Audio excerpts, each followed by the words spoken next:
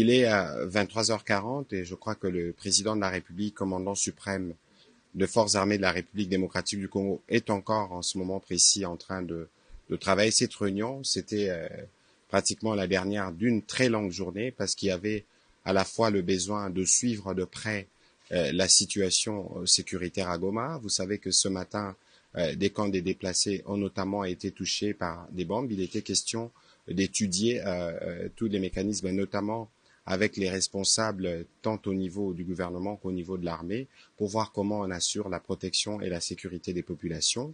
Parallèlement à cela, vous avez suivi qu'il y avait aujourd'hui la demande de la République démocratique du Congo, une réunion publique du Conseil de sécurité qui s'est tenue spécialement ce dimanche, où la ministre d'État, ministre des Affaires étrangères, a eu l'occasion de présenter la situation globale et c'est que la République démocratique du Congo souhaite.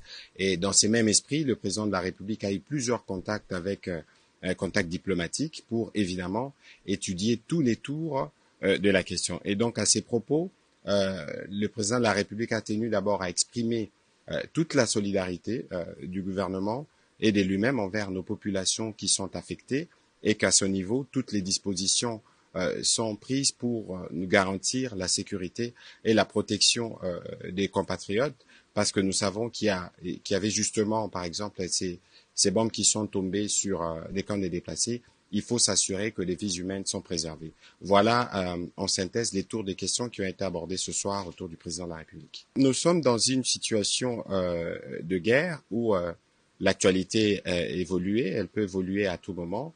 L'idée ici, c'était de regarder qu'est-ce que nous devons faire pour assurer que nous avons protégé nos populations.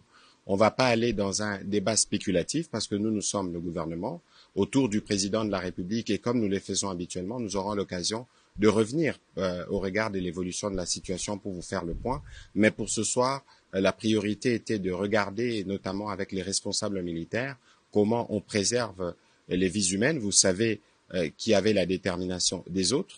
Vous savez aussi que nos forces sont très déterminées. Et donc, au milieu de cela, il y a une population.